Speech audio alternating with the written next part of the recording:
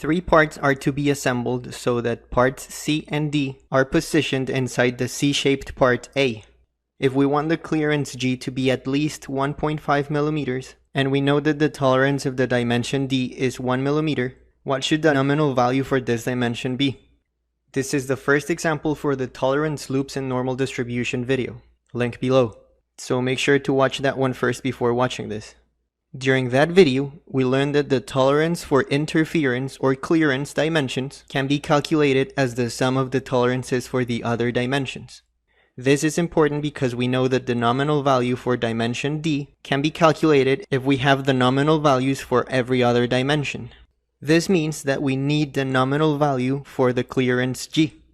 Since the minimum value of G is equal to its nominal value minus its tolerance, the nominal value is the minimum value plus the tolerance.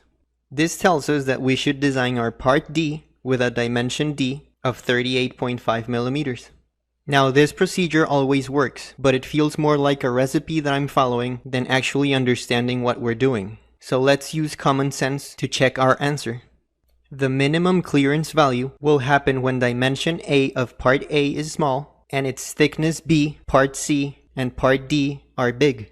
If the maximum dimension for D is 39.5 and we know its tolerance is 1 millimeter, then its nominal value is 38.5 millimeters. For a second example on tolerance stackups, follow the link in the description below.